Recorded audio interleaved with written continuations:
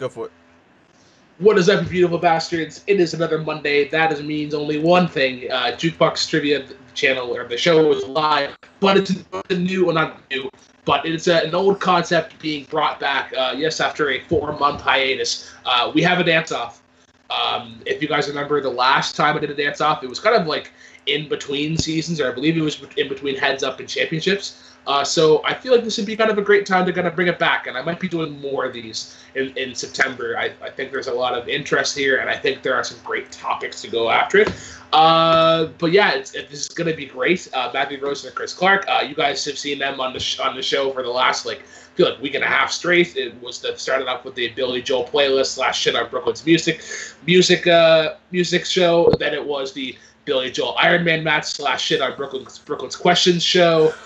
Now it's the dance off number 2. And before I get to introduce my competitors, I have to introduce the judges that are going to be helping me determine the winner.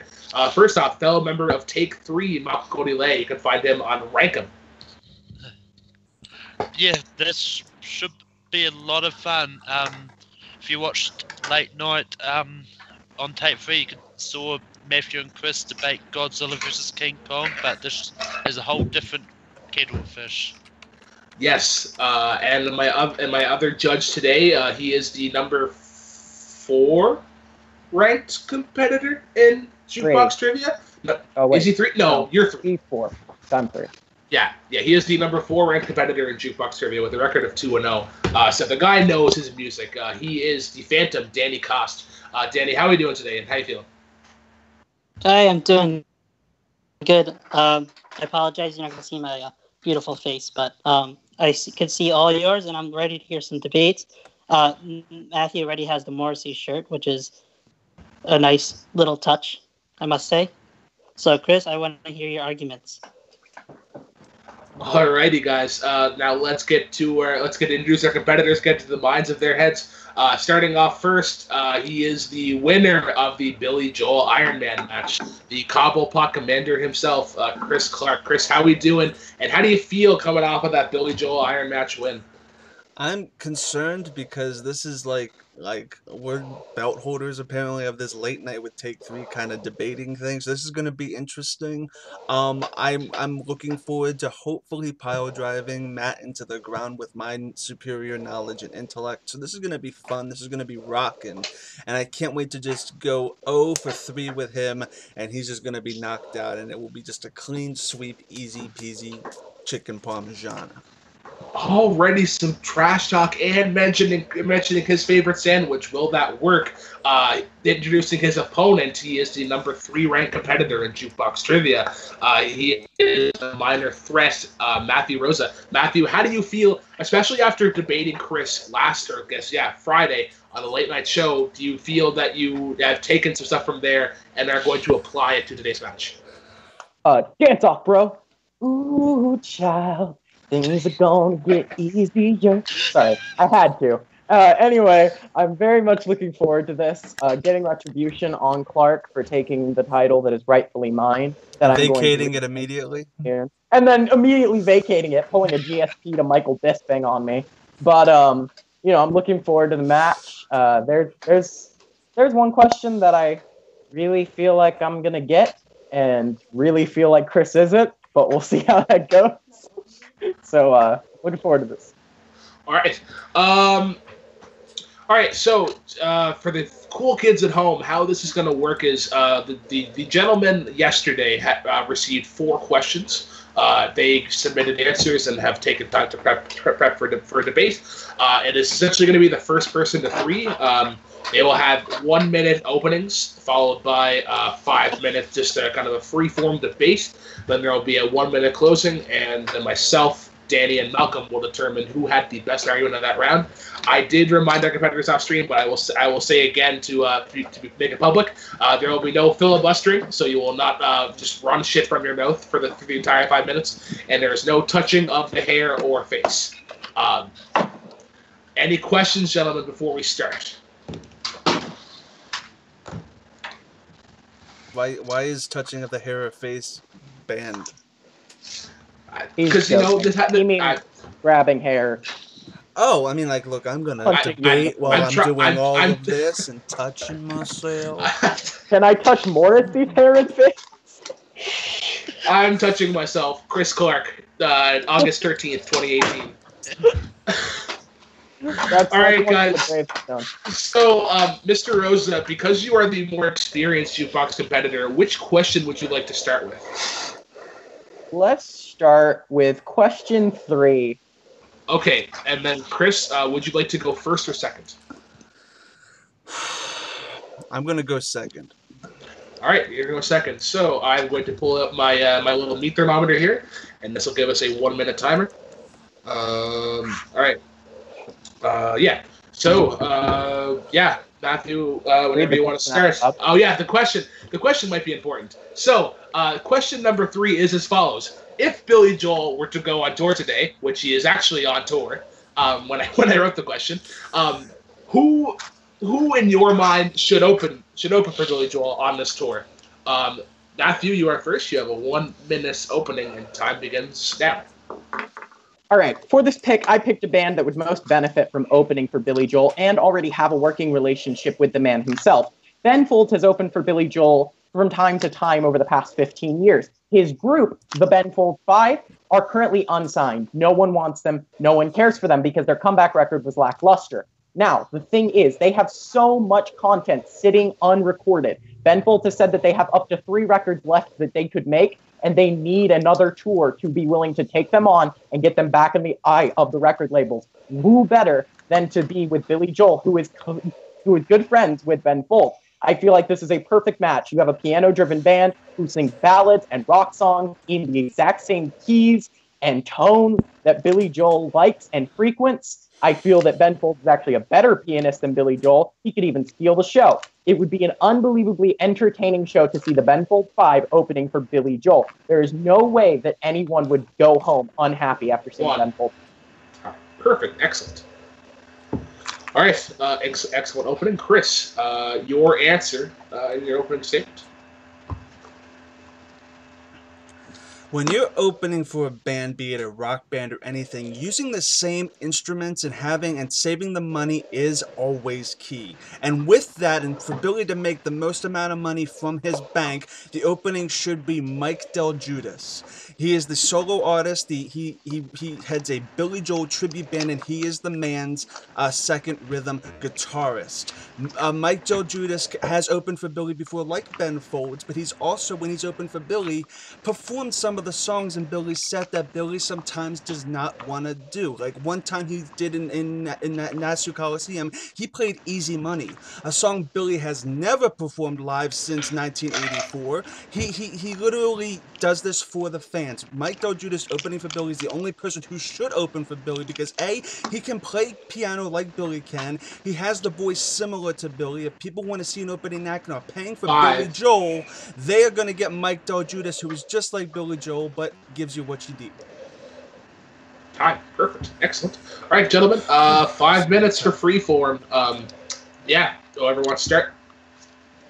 I completely oppose the argument that people going to a Billy Joel show just want to see the opening act be Billy Joel. I'm not going to a show hoping to see a copy of the artist that I'm about to see. When I saw Sleigh Bells open for Pixies, open for Weezer, that's one of the best shows I've ever been to. They were vastly different bands that fell into the same sort of genre. I want to see some new original material from a different artist. I want to fall in love with a different artist all of a sudden. And that is what could happen for people with Ben Folds 5. They could hear Army for the first time. They could hear so many songs for the first time rather than hearing Billy Joel songs they already know. But let me take this point into consideration. People are not paying $800 for a ticket to see anybody other than Billy Joel or the big giant bands. If they're going to go and pay that money for that ticket, they're going to want to see Billy Joel or something that is as similar to Billy Joel as possible. You're going to a show, you want to see Billy Joel. Yes, it might be your viewpoint that you want to go and see something different, but the majority of the public are paying good money to see Billy Joel. And anything that detriments from from that is just going to be detrimental from the thing that they paid and that amount of money they paid. It's a different price point, and I feel like the fact that Mike Del Judas opening for Billy Joel and singing the Billy Joel deep cuts that he doesn't do in his set list will and does give people more money for their buck, because they're still getting Billy's band playing his other deep cuts even if Billy isn't singing. So I feel like you're getting the more amount of money for your buck when you're getting Mike Del Judas opening. My problem with that is Ben Folds 5 could play music that is so similar to Billy Joel songs, they could fall in love with those songs. The problem that I have with having Mike Del Judas is that you are hearing songs that you could go and listen to. You already know Billy Joel, and you are there to see Billy Joel. Billy Joel plays long sets. It's not like he's going to play 30 minutes and then waddle off stage. The thing is with Billy, though, he has a set amount of time when he does his deep cuts, and then after that, it is the same rotation of songs that he does. So the first, like, maybe 40 minutes of the set is relegated to deep cuts and the new material that he does. Mike knows this, and he is a musician with Billy and does this with the band. When he opens for the show, if there's a deep cut that doesn't make it in, the band likes to play it, they will play it for the fans. Ben Folds might be great for the people in the audience, but Mike Del Judas is playing the set list for the fans to give them the money that they paid for their ticket to hear Billy. And more Billy is better for the money that you're getting. Ben Folds might be a good band, but it's not what they paid for. See, my problem with this is when you are choosing an opening act for a tour, I know this because I have been in consideration to open for national tours before. It is something where you are looking at who can benefit the most from that. It is a symbiotic relationship. We're not money grubbing. You're not looking to specifically suck all the money and just do something for the fans. That never comes into consideration. And the question is, who would be the best band to have open for Billy Joel?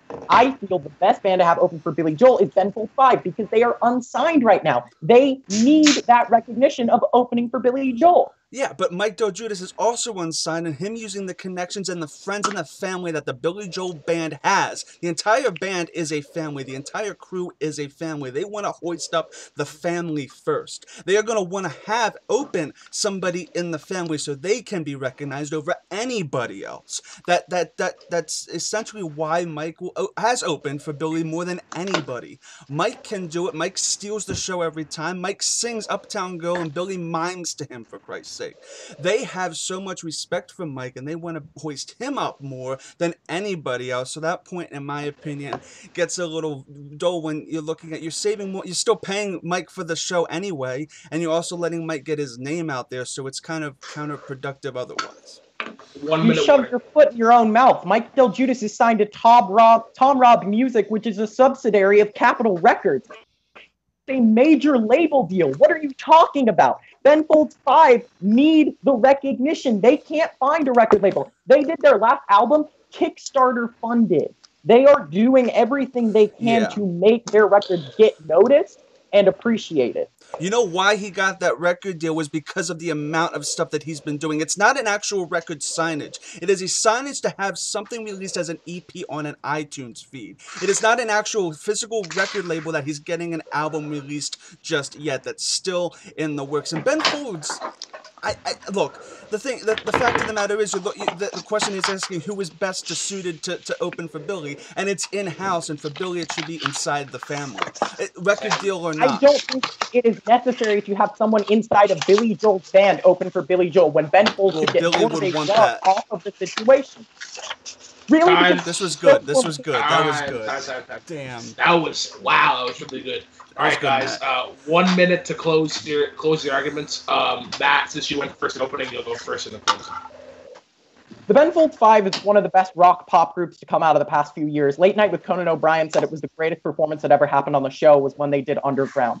They are a beautiful band that captures harmonies and everything that is necessary. They don't necessarily have to be in-house. Ben Folds has taken pay cuts to open for Billy Joel before to put himself further in the running to open for Billy Joel. He opened for Billy Joel in Madison Square Garden. He opened for Billy Joel at Shea Stadium on those amazing 2 runs, but not with his band that he reunited 10 years after their breakup. They are reunited, but they are on hiatus because they cannot find the financial funding to keep making music. We need more Ben Folds 5. We don't need more Mike Del Judas because you're going to see him that night anyway. He's on the show already. He's going to sing Uptown Girl. So therefore, Ben Folds 5 gets a better rub from being the opener for Billy Joel. We're asking who's the better opener for Billy Joel. He's a better opener for Billy Joel due to the similar style of music and the fact that he's not about to be on stage for 2 hours with him.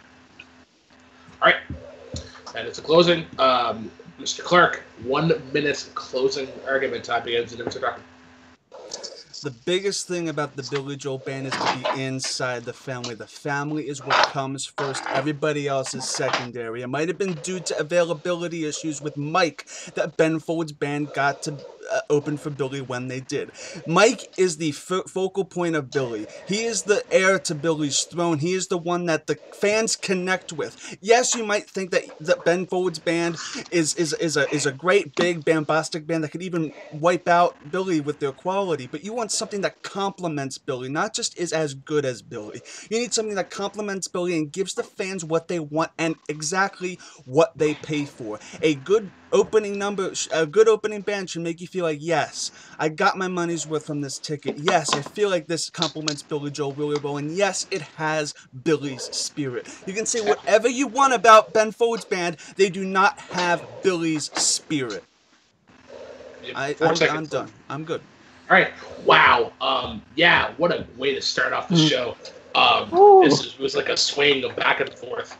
Wow. This is really. I know this kind of gets said a lot during these shows, but this is actually really tough. Can I just say something, Matt? You killed it. Damn it, that was good. That was that was a good argument from both of us. I got the general idea of both themes that you were trying to go for, and I think they both worked. But I want to go to one of the judges first. So I'm gonna go to Danny first. Danny, who had the better argument and why? Well, when I first heard the argument, I thought Chris was definitely. I never heard of Mike Del Judas, so that perked interest in me, but I also am a Ben Folds 5 fan. But what really won me over was Matt's counter argument. He was talking about how they were unsigned and being symbiotic. And so they were saying that our question is, who's the best to open? So in terms of both what would benefit people going into the audience to see maybe a band that they haven't heard from in like 10 years or something, and the actual people on tour, I'm going to give my vote to Matthew. But Chris did really well in the beginning. Oh, yeah. I'm going to go next, and I'm going to give it to Chris for the point that he brought up that it was like people are paying a lot of money to see it. And what I got from his argument was that fans fans are probably going to be like, oh, I want to hear this deep cut song. Well, if Billy Joel isn't playing it, Mike is probably going to play it. So I think it gets the best bang for your buck. Matt, your counter argument was really good, but I think Chris's overall theme of just that people are going to see Billy, and what better to open than somebody who is going to play the stuff that he really doesn't want to play, and that it might make somebody stay. So I'm going to go for Chris. Malcolm, the floor is yours. Oh, damn it.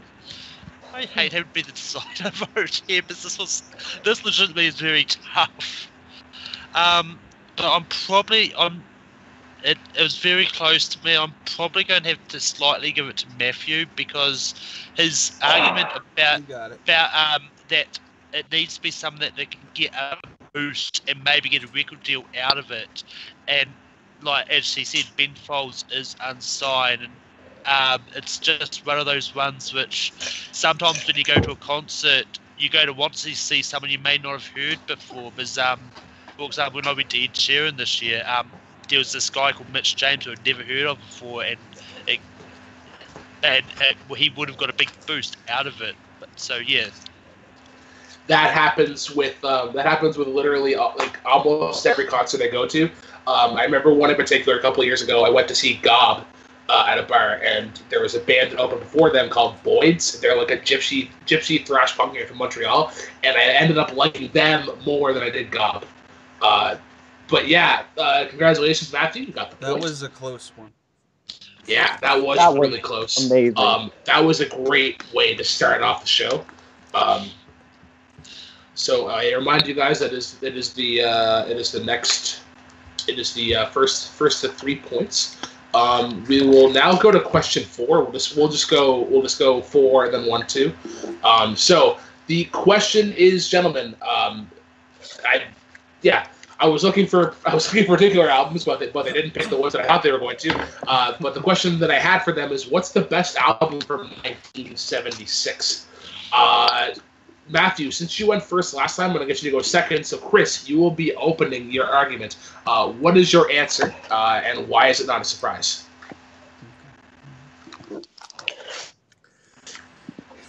In 1976, Billy Joel released his seminal record before his big comeback, which was Turnstiles. It has an epic. It basically tells the story about a person going from one coast to the other, figuring out all the different eccentricities of the life of each state that he visits as he's traveling back home. This record starts with Say Goodbye to Hollywood and ends with an apocalyptic tale of New York City called Miami 2017. This is what you call a concept record that was really ahead of its time. You go from Say Goodbye to Hollywood, where he's literally leaving Hollywood. You go to New York State of Mind, where he has pride about finally coming back to New York City. And then it all culminates into I Love These Days, which is him having pride about his past and all of the futures and the holidays he's experienced, into a huge tragedy, which is Miami 2017. Turnstiles is an underrated gem, and it's 8 tracks of perfection. Fine. Yes, 8 tracks for sure. Matthew, you are next. Your opening statement. What is your answer? And yeah. All right, so I'm going to go ahead out and just say it. My answer is Station to Station by David Bowie. In my personal opinion, David Bowie's Station to Station is his best album. You're going to bring up concept albums? Well, let's talk about The Thin White Duke. Not only was this a concept album in that the album itself told a story, but it actually formed David Bowie's live performances for the next 5 or so years, where he played the character of a neo-Nazi who had been teleported forward 30 years and was living in the days of the 1970s. He was racist on stage. He was a cocaine addict. He was psychotic. But the music was wonderful. Golden Years, #1 hit. Station to Station, #2. TVC 15, #5. Stay, #5. Who Wild is the Wind? Well, give that #11. The album was a constant hit machine, and it inspired the later German electronic music scene, inspiring bands such as Kraftwerk and New to come out and realize that what they could do is special, and it's art. It is true art. It inspired a genre. All right, gentlemen, 5 minutes. Shoot the shit. That was good. Okay, look, I can see this as something really, really eclectic. This entire album is full of hits, but as you said, it did form his live catalog. So did, to be fair, Turnstiles. Every single song, with the exception of All You Can Do Is Dance, All I Want to Do Is Dance, was a setlist mainstay for Billy in his entire catalog from 1976 to present day. He literally, the entire story of Miami 2017 is what usually opens his concerts and gives the actual show its starting momentum. I commend Station to Station for the actual hits they have, but those hits sadly didn't really stand as much as Rebel Rebel or Space Odyssey. These are very, very good songs, and they did chart well, but are they relevant today? I don't think it's necessary for an album to be relevant today to have been the best album to come out in 1976. The question was, what is the best album to be released in 1976? Yes. As of 1976, Station to Station was the best album. It was so different. It showed a character change for David Bowie. He had been playing Ziggy Stardust for so long. He was sick of the character, and he shed it. He became this dark and menacing person who was willing to inspire genres. Billy Joel was in a low point in his career, and you said it yourself. It was the build-up to his comeback. He didn't complete the comeback until he put out The Stranger. Let's be honest. This entire thing, he wasn't at a low point in his career. His touring, he was one of the best-selling touring acts in the mid-'70s before his giant comeback. The reason why The Stranger was so successful was because of the Turnstiles tour in 1976 through early 1977 when he premiered Scenes from an Italian Restaurant at CW Post in New York City. This is, that argument is void. The point of the matter is this record is fantastic. It has a lot of great hits, but look, you have to look at it from here. Nowadays, do people associate David Bowie with Station to Station? Do people associate David Bowie with Golden Years? You have to look at, people associate Billy Joel with New York State of Mind, Miami 2017, and Say Goodbye to Hollywood. These songs are not as closely associated to David Bowie as they are to Billy Joel. I guess you must have mispronounced Uptown Girl, We Didn't Start the Fire, and Moving Out, because those are the songs that people associate Billy Joel with. Not everyone is a diehard like you. New York State of Mind, I'll give you. New York State of Mind, yes. Station to Station was an 11-minute song that didn't even get a radio edit. They played it on radio anyway. People were so involved and enveloped in the world that David Bowie created with the record Station to Station. It is a true sound scope. You can listen to that record and find something different every single time. You cannot do that with Turnstiles. Turnstiles is a very straight-laced record, aside from Miami 2017, which I'll give you, is very, solid wall of sound. And also, Bowie made his most accessible album, but also his most impenetrable. That is the official quote of Rolling Stone, who put it at number 324 of the greatest albums of all time. It is a quintessential Bowie record. It is a quintessential funk record. It is a quintessential rock record. It's a quintessential R&B record. It's important to so many genres, and it will always be important in David Bowie's catalog and in the catalog of wider music in general, especially for coming out in 1976. Okay, look.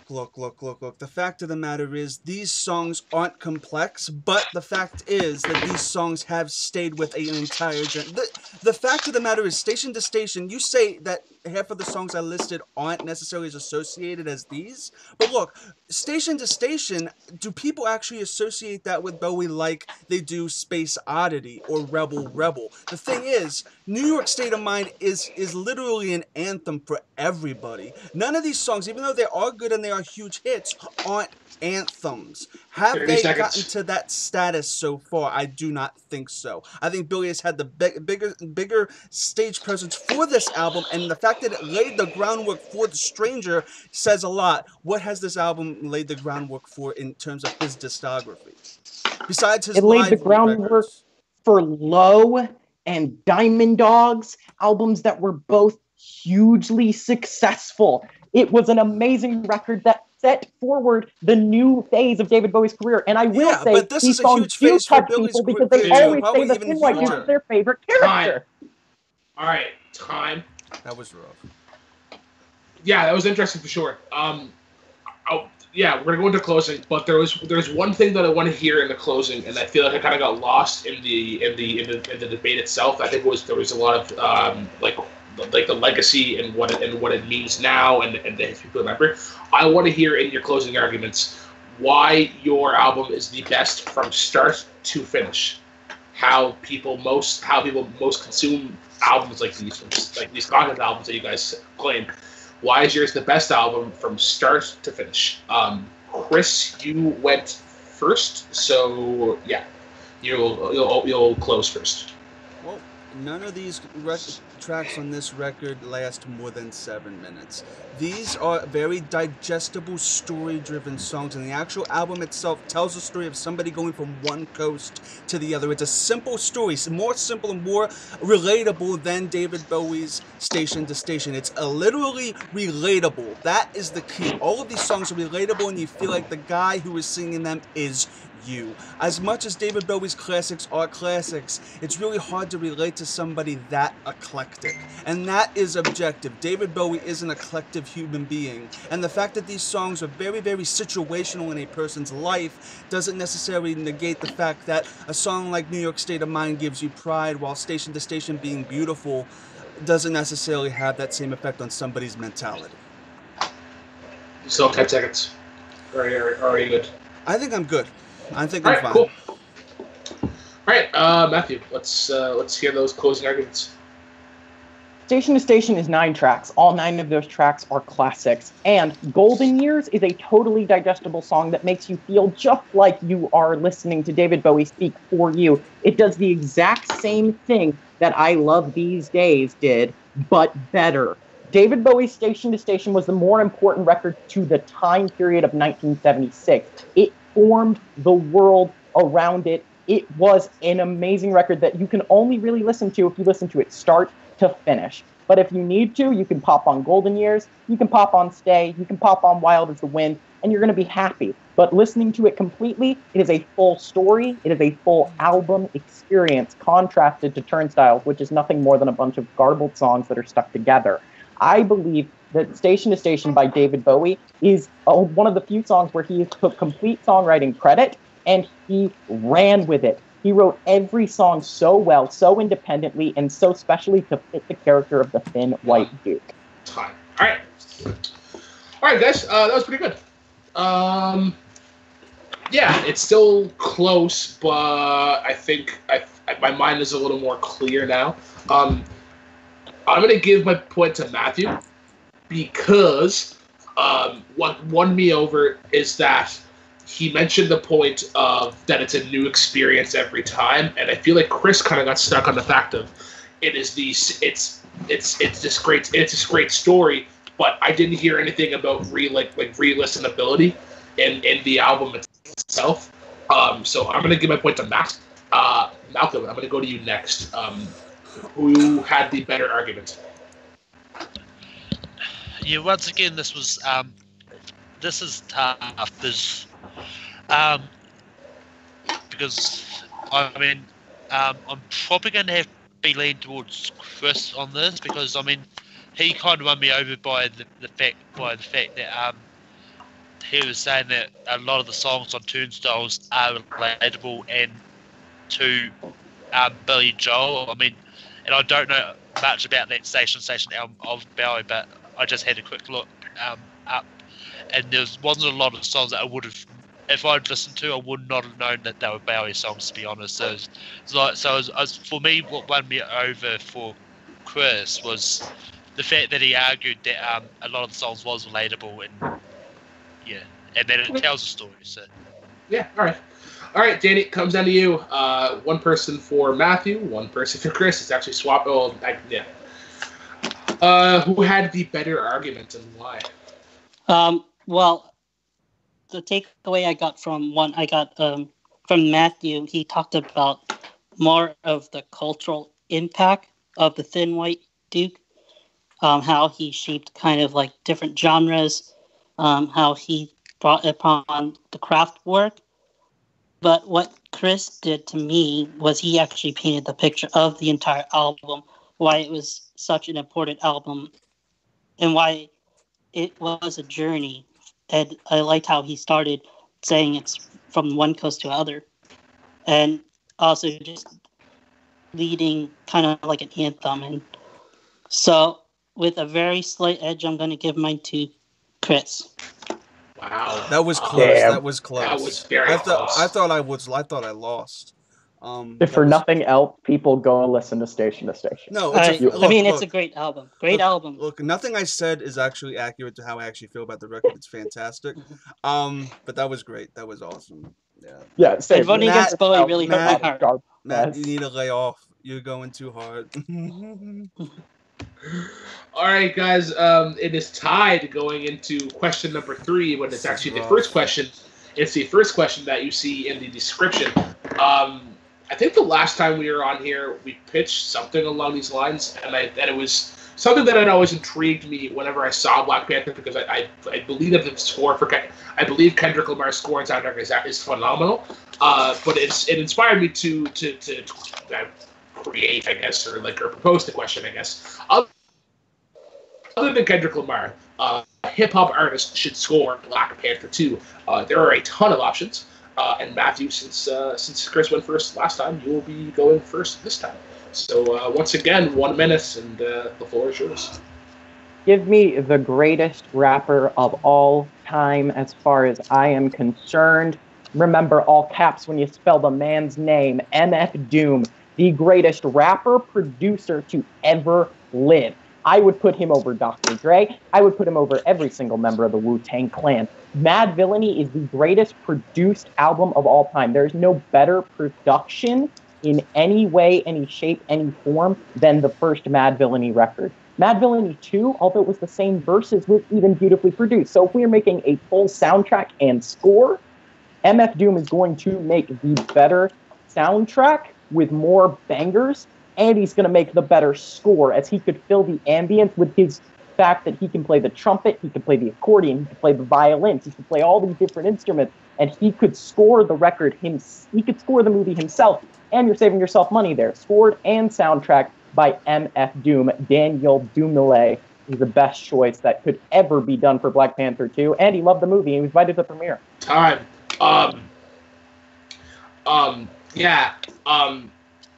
Dr. Dre and Snoop Dogg are much better rappers in my opinion, but that is just my opinion. That is just my opinion. Wow, definitely opening up with a little shock statement there to kind of get the host on tilt. Chris Clark, your opening arguments time begins whenever you want. When you think of the Marvel Cinematic Universe and something that should complement Kendrick Lamar and the actual pantheos and the actual tempo of these movies and the rhythm of how they're edited and how they're shot, no other hip-hop artist imaginable could do this justice more than CeeLo Green from Goody Mob and Gnarls Barkley. CeeLo has this energy in his songs that is so peppery that could really dignify this score from the previous score and give it still that flair, that hip hop flair, but also make it feel different. If you go the same hip hop route in the sequel, you don't necessarily get the difference. It might sound kind of the same and a little bit generic when you're cutting different action sequences together to these songs. It's just gonna sound and it's gonna mesh with the audience very, very stagnantly. But when you include CeeLo Green, who has a completely different voice and a completely different demeanor than Kendrick Lamar, you get something special and you get something rhythmic. Always. That is almost a Chris Clark staple, ending his argument like about 5 seconds early. Yeah. All right, guys. 5 minutes, shoot the shit. And I do remind you guys, I want to hear why they're best fit for Black Panther. Look, Black Panther, what Kendrick Lamar did for Black Panther cannot be underestimated, but you want something completely different and something that will give the actual scenes some momentum. What CeeLo Green's singing does is actually give some sequences more theatrical gout. Every song from Fuck You to It's Okay has some sort of theatrical clout that can give it that sort of resonance and that personality. I just completely disagree, because clearly you know very little about MF Doom, so I'm going to go ahead and give you an education lesson real quick.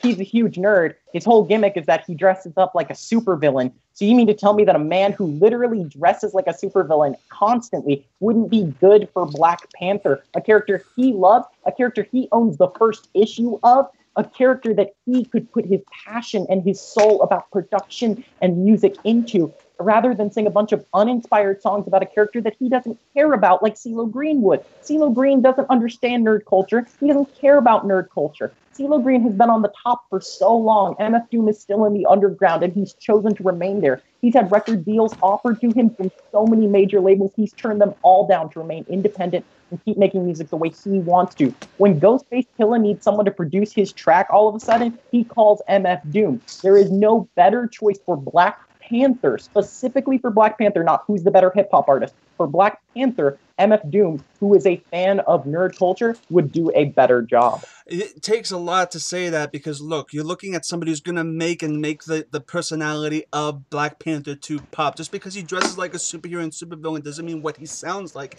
is going to complement what's happening on screen as much as CeeLo will. I could say that CeeLo Green likes to wear this green onesie, this green like long sleeve shirt. He looks like the Hulk. He dresses like the Hulk. I can make that argument. The fact of the matter is, CeeLo has the personality and the lyrical background to actually make theatrical kind of presentations feel more rhythmic. I'm looking at this from an editing and movie and film perspective. You gotta look at what's gonna be rhythmatically good for the sequel that will not make it seem too dissimilar to the first Black Panther movie. You get, what's his name, MF Doom. It could probably just sound similar to what Kendrick Lamar did in the first, where with CeeLo Green still get the hip hop flair, but you also get the actual theatrics and the actual kind of personification of joy and theatrics. Have you ever heard an MF Doom record? Because clearly you haven't. MF Doom is a bright and sunny rapper. He makes a lot of songs that are filled with trumpet. He's an orchestral performer. And the question wasn't who would make the better soundtrack, it was who would make the better score. But I'm bringing in soundtrack anyway, just to discuss it's the same thing. Topic. A score and a soundtrack is the same thing. No, because the score and the soundtrack, no. Yes, it is. Because if you actually, if you're dissecting something from the soundtrack and the score is exactly the same thing. All the music. He's taking on the role of Michael Giacchino or some other, famous composer. He is scoring the movie. Okay. MF Doom is the better producer than CeeLo Green. CeeLo Green has to call in Pharrell if he wants to make a hit record. And you know who doesn't have to do that? MF Doom. He produces his own songs, his own work. He could make more music to fit the whole film. He could make an African tribal song, or he could make a song that was loyal. He could make a song that was violent. He could make a song that was aggressive. CeeLo Green does not have that depth of range of his material. Crazy sounds like Fuck You sounds like It's All Right. All the songs sound similar. MF Doom has such a wide category that he has gone by 4 different names throughout his career because he has done so many different genre hops that he doesn't want people to get upset because he's constantly changing his style. But you have to look at... He is a better person to do a score for Black Panther. You also have to look at this from a promotional standpoint. Is MF Doom that marketable? Somebody named MF Doom for Disney might not be as marketable as CeeLo would, who is more child-friendly. You gotta look at it from that, too. The fact of the matter is, him scoring Black Panther 2 wouldn't make any much of a difference if you don't sell and you don't get that much hype around something like CeeLo Green or somebody who actually does contain that. Even if you want to say that he is a very joyful rapper, CeeLo Green encompasses the personality that Marvel invades. It's joyful, lighthearted, but it also tells a vivid story about storytelling that you can easily cut and rhythmically cut to footage. The fact of the matter is that MF Doom is straight up hip hop, but the fact is, this is not in my wheelhouse. MF Doom is not straight up hip hop. He has made ambient records. He has made instrumental records. He has 6 instrumental records, all of which went gold. He's not exactly a small name. All right, Disney guys. didn't like the name MF Doom. It could be Daniel Doomaway. All right. Well, there's still a minute left for each competitors. It can change here in a heartbeat. Matthew, I believe you went first, so you will be closing first. CeeLo Green could make a couple cool hits to put in the movie or to make a music video with, but MF Doom would make a complete score and a complete soundtrack. He could fit every single thing that you need that movie to have. CeeLo Green could never do that. He would have to call in Pharrell Williams, and Pharrell Williams and CeeLo Green was not the answer. The answer was CeeLo Green. CeeLo Green is not a producer. CeeLo Green plays very few instruments. He would not be able to do as much as MF Doom would be able to do with a looping board, GarageBand, and maybe a laptop. You could stick him in a room and he would make a better score than CeeLo Green could make with the greatest orchestra in the world. Given the London Philharmonic, and MF Doom is still going to outperform him. MF Doom is an instrumental artist more than he is a lyrical artist. He is more prolific as a producer than he has ever been as a lyricist. He has produced for Danger Mouse, who was the other member of Gnarls Barkley, and made an amazing record, Danger Doom, which I would say is better than both the Gnarls Barkley records.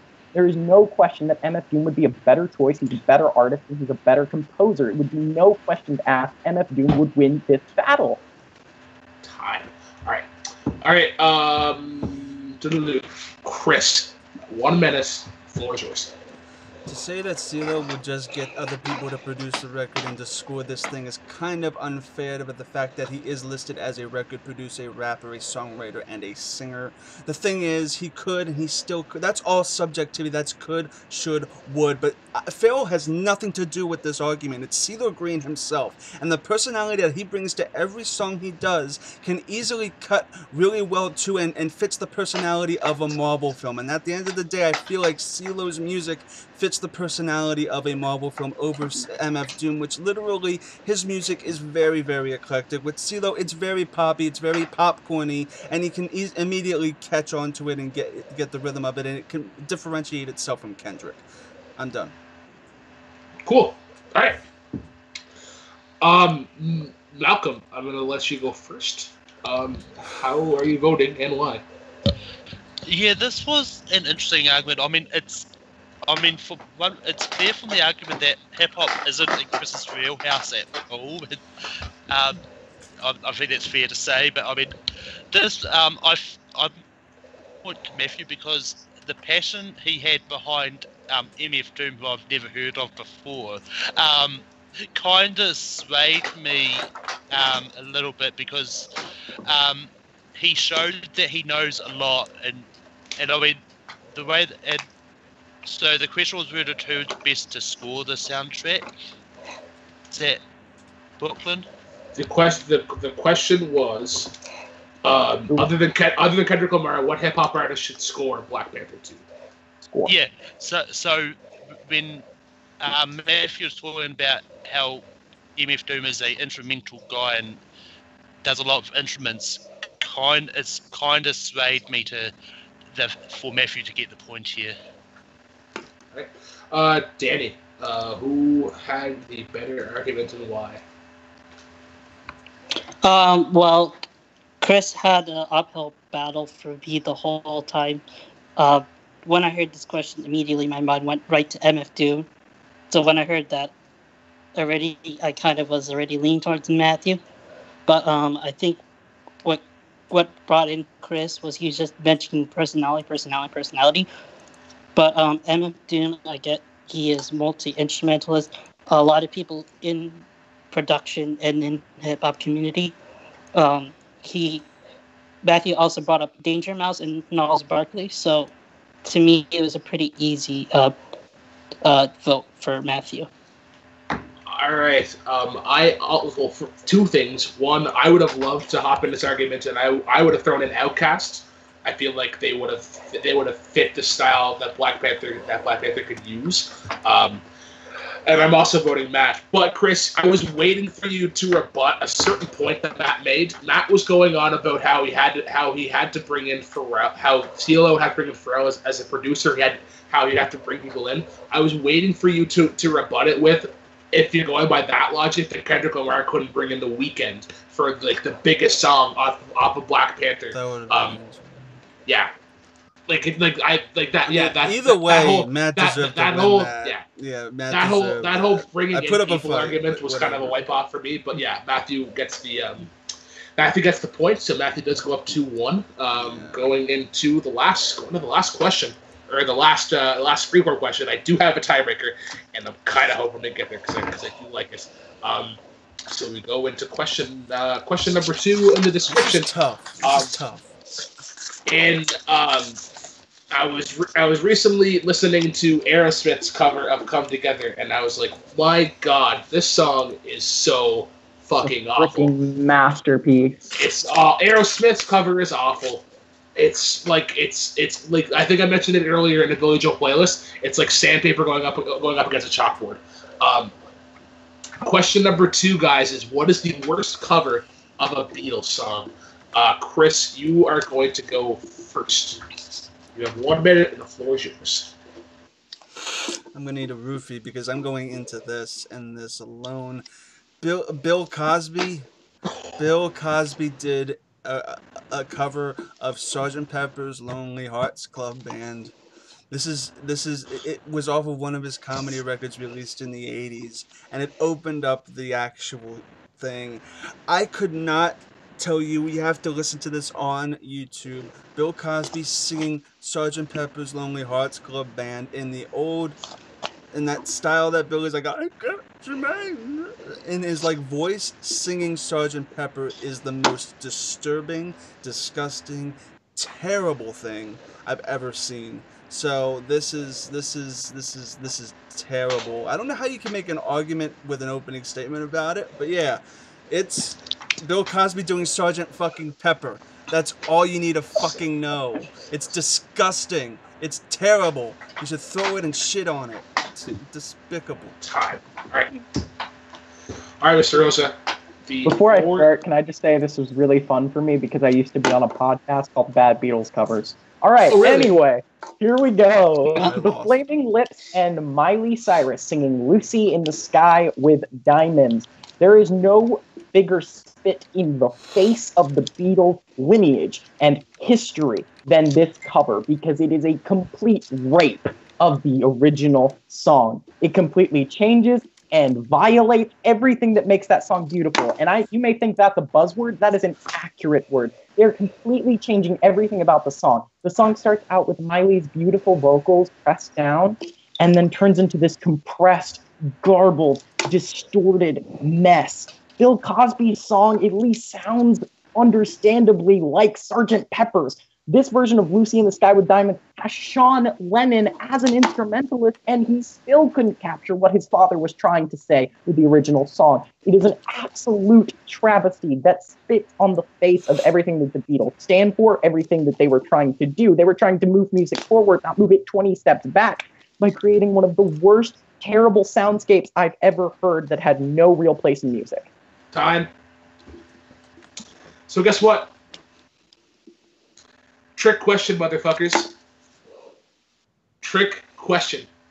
What is the best cover of a Beatles song? These are now your choices. 5 minutes. Go. Okay, Sean Lennon is featured on this song, so it has a direct connection to the Beatles. Therefore, you have the Sean Lennon, who is an amazing guitarist, laying down that amazing solo from Lucy in the Sky with Diamonds. He plays that riff perfectly. And you have Moby on production. He's doing a great job. Everything about the song just falls together perfectly.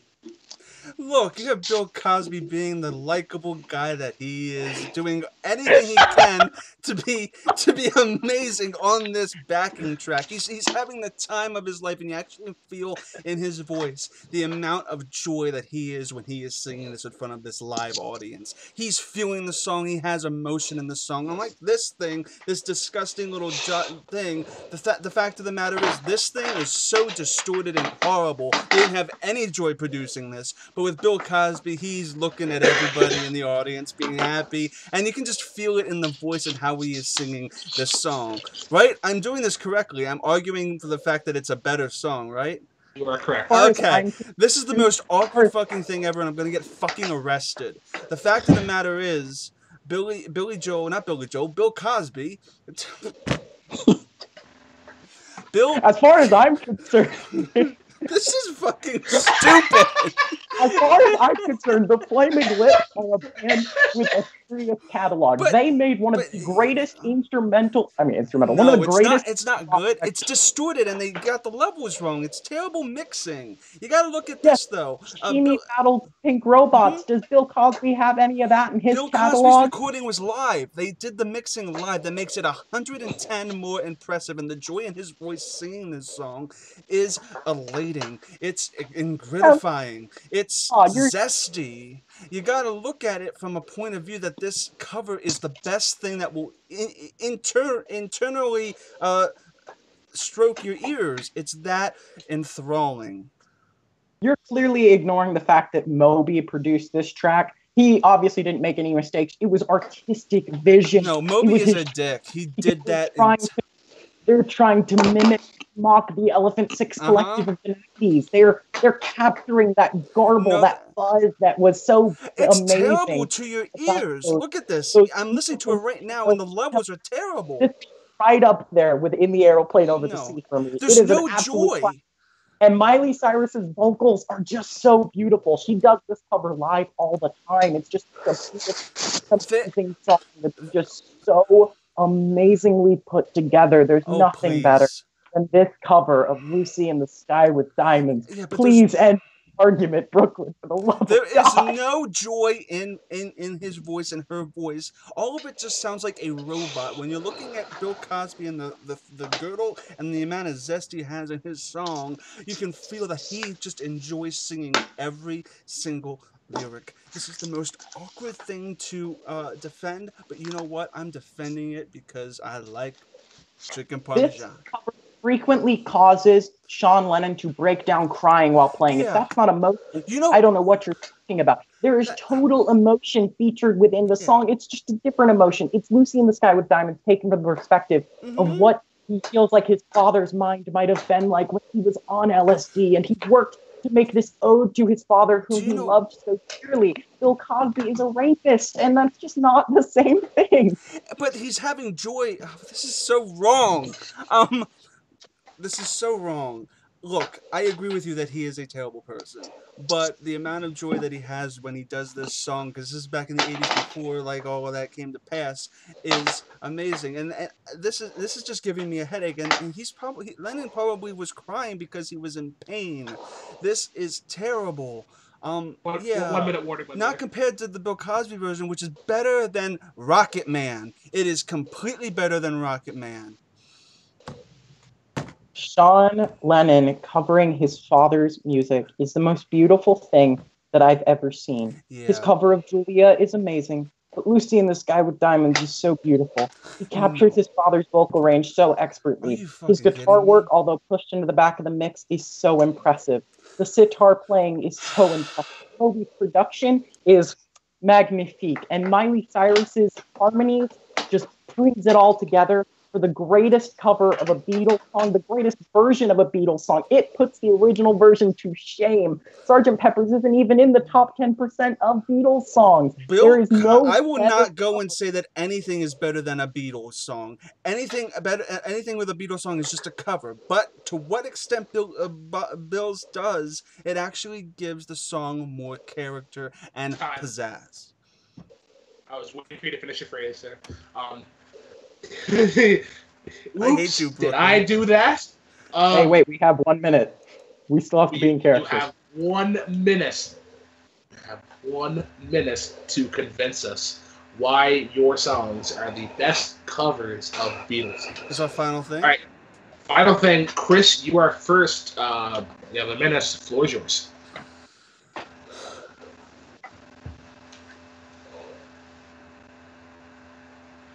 Bill Cosby created something special for everybody who can listen to this song. The way that he sang the song pays tribute to the Beatles and doesn't demolish every nook and cranny that the Beatles have got in their sound design. Because look, you can say what you will about his voice, Bill Cosby still kept the production of the song. What Miley Cyrus's version did was destroy it, make it really distorted, and destroyed every factor of its skeleton. What Bill Cosby did is he probably didn't sing the best, but he came from the heart, and the heart is what matters when it comes to a Beatles song. You gotta know and you gotta feel what you're singing. What Miley Cyrus did was not feel it. She just wanted to make it an easy cash grab, and bada bing, bada boom, as she did, and that is not, under any circumstance, a commendable feat for a cover song. All right, Pat to Chris, ending at 6 seconds early. Mr. Rosa, you have a minute. The floor is yours. I am going to leave you all with this. If you go see the Flaming Lips live in concert, people scream out and they beg them to play Lucy in the Sky with Diamonds. Plenty of people have seen Bill Cosby live in concert. No one has ever asked him to play Sgt. Pepper's Lonely Hearts Club Band. Therefore, people are more attached to this amazing cover that they did of of Lucy in the Sky with Diamonds. Sean playing his father's song is such a beautiful and momentous experience that he pauses and garbles to talk about the way that his father's brain felt during the Black Saturday, during the dark times of his life. It's such a beautiful and eventful and impactful, art-heavy cover of Lucy in the Sky with Diamonds that puts all of the Beatles' conceptual art behind the song to shame. It does what the Beatles should have done back then. It makes it this amazing soundscape that's avant-garde and ambient, and has an amazing vocal performance from Miley Cyrus, and an amazing vocal performance from Sean Lennon. It's a masterpiece. Time. Wow. I hate every bone in Brooklyn's body. He just made us do that. No, this was literally like 5 seconds before Matthew's argument. I'm like, Matthew knows too much about this topic. Let's make this interesting. So yeah, that happened. Malcolm, Malcolm. Malcolm, you haven't went first yet. So who had the better argument? Yeah, I mean, I'm going to have to go with Matthew on this. I mean, it was pretty close, but I mean, I think Matthew did the better job of pretending that he really believed that his cover was the best. It just had he brought up everything like you've got Sean Lennon and you've got Moby on the track. I think he did a better job of believing that his cover was the better one out of the two. I am going to go next, and I'm going to go for Chris, because I was waiting for Matthew to defend the point that that's the version of Lucy in the Sky Diamonds that he was defending. I was waiting for him to defend how that song was mixed horribly, and how it just it's a producer and a sound mixer's nightmare. I was waiting for him to defend that, and I never did. He was so stuck on Mr. Lennon's how it's an ode to his father, and it just kind of stuck on nostalgia for me. Whereas Chris really took in, mind you, he cast aside that Bill Cosby is a horrible fucking person, and that in that time, in that presence, Bill Cosby made the most of what that song could be. So I'm giving the point to Chris. Danny, it comes down to you. If you vote, if you think that Matthew had the better argument, we are over, and we have a winner in the second ever dance-off. If you feel that Chris has the better argument, we go into a tie-breaking speed round question. First of all, gentlemen, I commend you both for, first of all, keeping a straight face when discussing about Bill Cosby, and much love to Queen Miley. But what it came down to was, less is more. And I think that Matthew got caught up with the act of just trying so hard to put into passion. So I'm going to have to go to the church later and make confessions, but voting for Bill Cosby and Chris. Oh, I thought I won. Oh, Matt, this is a close match. This is ridiculous. I don't know what. I'm actually really surprised nobody picked Joe Cocker's "A Little Help from My Friends" as the best Beatles cover. I'm like, where was it? Man. I like his. I love it. Oh, I love it. It's the best Beatles cover. Why didn't you guys pick it? I thought we were supposed to pick. No, he was joking. He's making fun of the fact that we didn't get to choose. Yeah, I would have actually said the Joe Cocker's. That's good. I also really like U2's version of Where's the Walrus? I'm the Walrus. All right, so it is a tie. It is a tie game. So that means that we go into the speed round questions, or the speed round. The one speed round question that I have. Of course, it comes down to speed round. Damn it! This is going to be super fucking fun. Wow, that was gross. A fly landed on my face, and I went to kill it, and it got speeded everywhere. But enough of flies. So I have a question here. The first person to respond will go first. We'll do the same thing as late night, a 20-second opening and 15-second rebuttal. This question is inspired by a recent show of Vinyl Tap from CBC Radio. If anybody is unfamiliar with their ID, I think I'm the only Canadian one here, but if anybody in the chat listens to CBC Radio, please go listen to Vinyl Tap. I think it's on Saturday and Sunday nights at 8:30. And it's Randy Bachman, and he tells a bunch of stories about how he's just toured with different bands and plays different songs and gives really good stories. So, my question to you gentlemen is, what is the best song named after food. Savoy truffle, the Beatles. Named after food? Named after food.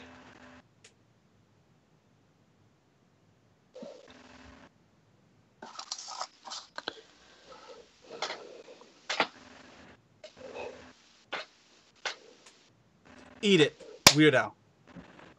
That's not named after food. Wait, is it? Is it not? Oh, No. okay. That is a verb to eat food. But That's right. Otherwise, I would have picked that. Okay. This is actually interesting. A song named after food. there are many choices.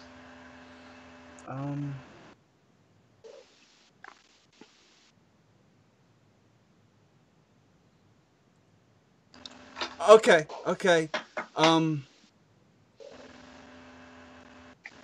I Love You Cheeseburger from VeggieTales, Mr. Lunt's silly song. You're so dumb, Chris. You had an easy All one. right. Oh, you didn't pick Cheeseburgers in Paradise. Oh, God bless America. If you had picked that, I lose immediately. All right. Savoy Truffle versus I Love You Cheeseburger from VeggieTales. Matthew, I heard you first, so 20 seconds. Time begins whenever you start talking. I Love You Cheeseburger is nothing more than a comedy song done by a minister who is trying to force religious jargon down the throats of children all over the country of America. Savoy Truffle is a song that people have been trying to analyze for years and is important to the White Album. Oh, no, sorry, it's 10. Oh, okay. Well, he has had it is from the Beatles, who have the best catalog in the world, and this song is so important to the album that it is on. It is an amazing performance by George and amazing vocals. Time. I do want to point out something in the chat, just summed up perfectly. Is this really about the Beatles versus the VeggieTales? This is fucking awesome. Chris Clark, 20 seconds. Time begins whenever it's talking. The Cheeseburger song teaches kids how to share and how love actually affects you as a human being at an early age. It actually has an actual effect on the childhood mentality and is a good educational song. What that Beatles song does is it does it, but it doesn't give you that sort of sense of, hey, I'm going to teach you this, I'm going to teach you that. It's a very respectable song, and it's not a religious thing going jargon. This is one of the few VeggieTales songs that isn't Christian. I didn't hear you. Right. That's right. 15 seconds, gentlemen, for rebuttals. Matthew, you're going to go first.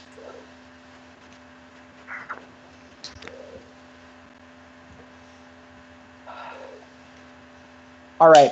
I'm going to make this pretty simple and really fast. The Beatles, Savoy Truffle has the greatest guitar solo in the Beatles catalog. George Harrison is giving out his absolute best performance. Savoy Truffle's solo is unbelievably unadulterated majesty. Wow, I Love You Cheeseburger just teaches you how to obsess over lovers that don't actually want to be with you because the cheeseburger doesn't want to be his. All right, 15 seconds. Time begins whenever I start talking. The Cheeseburger song is an American classic to the gospel community. It's something that needs to be heard and needs to be assessed. It is totally better than this Beatles shumbug. I feel like I Love You Cheeseburger can affect any kid at any age. Time. What the fuck? Why did they choose this? But it's a great song. You guys just broken the internet. I apologize to inform everybody that the internet has now been broken. Will be under repair for the next 24 hours. Oh my god. So I'm going to get my vote out of the way right quick. I'm going to give mine to Matthew because I didn't actually hear anything about Savoy Truffle on Chris's side. I just heard a lot of defensive I Love Cheeseburgers. Yeah, I also would have some answers that I'm surprised I didn't hear. Strawberry Fields Forever, I Love Peaches, Lollipop, if the James Brown one, mashed potatoes, and something else. Cheeseburgers in Paradise is the correct choice, and I wish I would have picked it. I actually couldn't pull a food song off the top of my head. Or Margaritaville is the town of drinks. Yeah, I love Rocky Road. Yeah, I would have accepted Margaritaville. I would have probably said... Or Whiskey Lullaby. Actually, Whiskey Lullaby is now the correct answer. Whiskey Lullaby. Yeah, if you're counting drinks. Yeah. I also would have said... Southern came out hard there.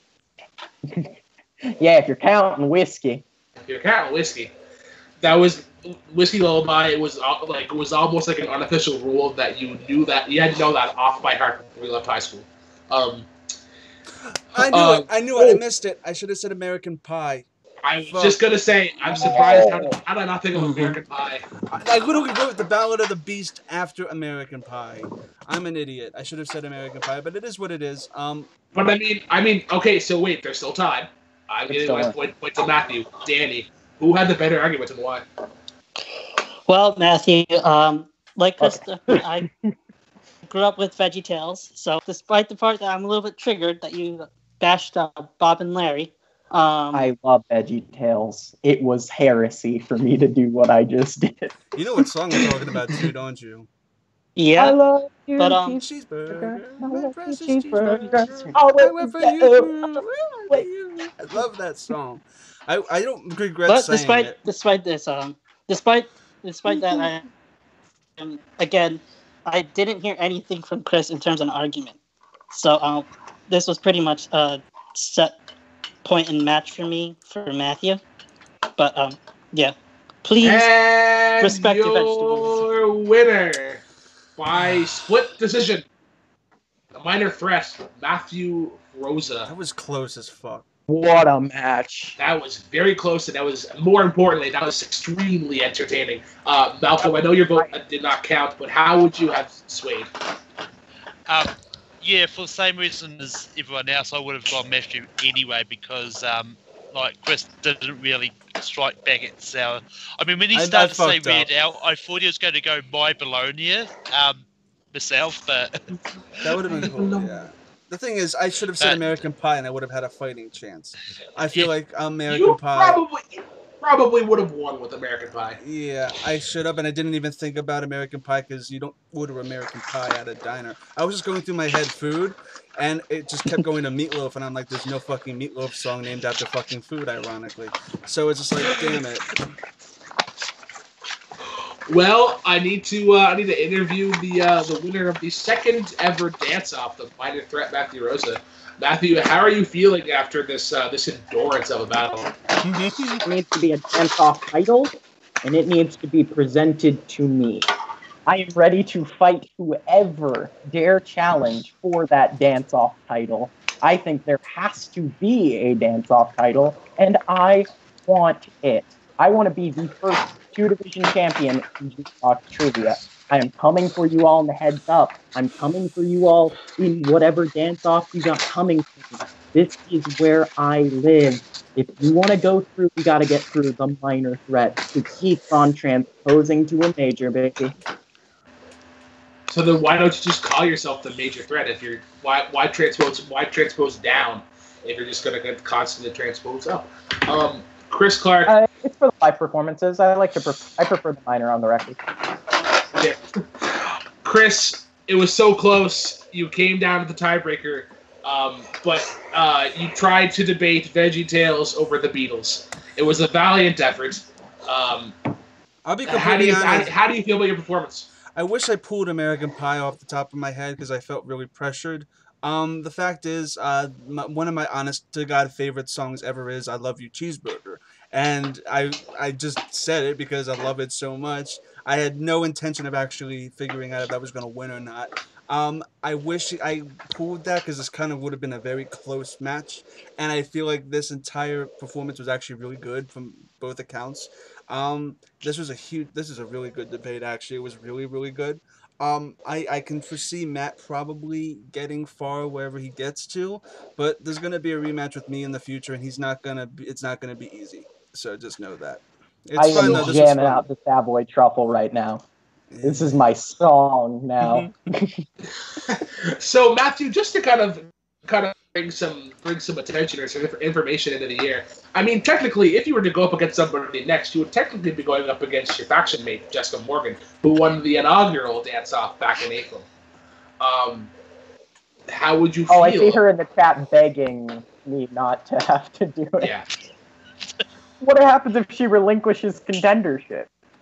I mean, then we find another contender. This was meant to be just sort of a one-off thing, and to kind of go in between seasons. There needs to be a. But if there's interest for dance-off titles, I mean, I want a needs to be rematch. I a want a belt rematch with with Matt. After a match like this, there has to be a belt.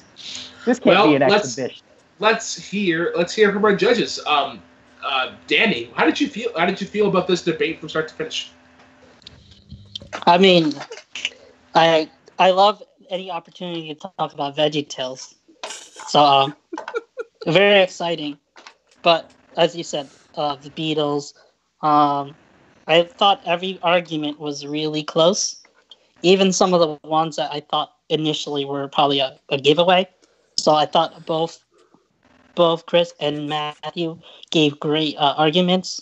And I am looking forward to seeing that rematch because I think we can see a fun little rivalry going on. This is interesting. It would be It would be best 2 out of 3 because we're now tied since we've already faced each other once. This is correct. Malcolm, what were your thoughts about this debate? And do you think that there's a league out of music debates? I think you could you get people debating about music all the time, like no matter who. Because I've had many debates about what is the best Beatles album before, but I mean, Me versus Luca in this league would be the absolute battle to the death.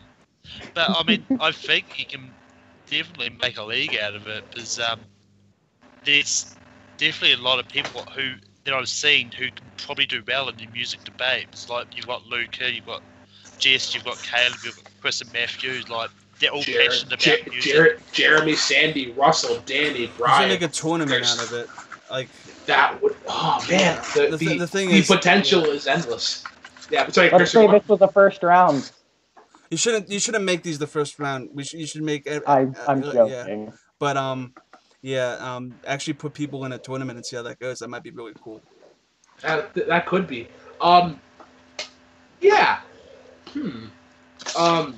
Ideas are like flying through my head right now, and just going through the number of possibilities to see what has happened. There is actually a scenario where Chris is actually holding both belts.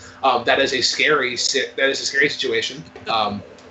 But yeah, this is a very entertaining debate. To the winner, Matthew Rosa, where can the Jukebox Heroes of the world find you? You can find me on pretty much everything and on the tip of your tongue. Find me on Twitter at OTOYT Music. You can find my single Better Half, which is about to cross the 5,000 play mark. What is going on? You people are crazy. And hopefully you'll find me playing venues near you sometime soon. We'll see what happens. Cool.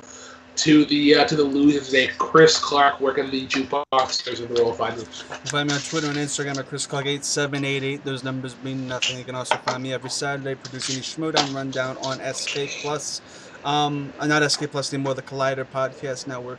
You can also find me hosting Suddenly Soundtracks, where we go through a movie musical song by song and judge a movie solely based on the soundtrack that it provides. It is bi-weekly, so the next episode will be with Rachel Cushing. We're doing Moulin Rouge. We are going to be doing that next Wednesday, so make sure to check that out. Yes, be sure to also check out the Greatest Showman, the Super Show. That is actually almost 3 hours. Yeah, well, it has to be. The Greatest Showman is a grand experience. To our judges today, fellow Take 3 member Malcolm Goldie-Lay, where can the Jukebox Heroes of the world find you? You can find me on Tape 3 Productions, where I host a show called Rankum. Next week's one is going to be a fun one. It's going to be new Oscar categories that should be added to the Oscars. Cough should be Simpsons cough. Sorry, tickle myself. Chief Wiggum is the best Simpsons character ever. You pronounced Ralph wrong. And Ralphie's also up there too. And you guys all pronounced Smithers wrong, so. Who? Smithers. Smithers is, oh man. He's up there. Oh. All right, and to our other judge today, the Phantom Danny Cost. Danny, where can everybody find you? You guys can talk to me about Miley Cyrus, VeggieTales, all kinds of music and random shit on my Twitter at DKPKP. That's DKPKP. You can catch me on the Call to Action podcast. It's the official Action Army podcast. We talk about everything in the Schmodown, and we talk about how we will get these belts. All right, keen observation. But yeah, last but not least, I'm the Black Panther Brooklyn Vail. You can find me right here at Take 3 Productions. I guess on Jukebox Trivia sort of new home. All the shows from now on will actually be streamed here, but then they'll be going to Jukebox Trivia on a playlist for playback. And then, Chris, can we announce the actually no. Go for it. Oh wait, Oh, okay. well, yeah. No? But not yet. It's not set up. Well, I mean, it's out there. We're going to be Yeah. having a new podcast thing that's going to be on iTunes soon, and the new website will be up hopefully soon. We have to figure all the details out. It probably might be a month or so until that happens, but it's all getting set up. It's all with iTunes and stuff. So yeah, it'll be cool. Probably should have asked about that for the show. I do apologize. Oh, it's okay. But yeah, you can find me. You can find me on Twitter at TheRealBK10. You can find me here live every Mondays, where it's either going to be a dance off, a playlist. I do have to do a tournament at some point. I think at the end of the month. And then we also have Malcolm Goldie Lay taking on David Jimenez in our final match of season 2, or our final singles match of season 2 before we get into the playoffs. Once again, guys, that is our winner, Matthew Rosa. That is the Cobb Block Raider, Chris Clark. That is Malcolm Goldie Lay. And that is the Phantom Danny Cost. I am the Black Panther Brooklyn Vail. Be sure to like, comment, subscribe. If you think that dance-offs should be a league, throw a comment in this video. Join the Facebook page. Once again, as always, cheers, and most importantly, drive safely.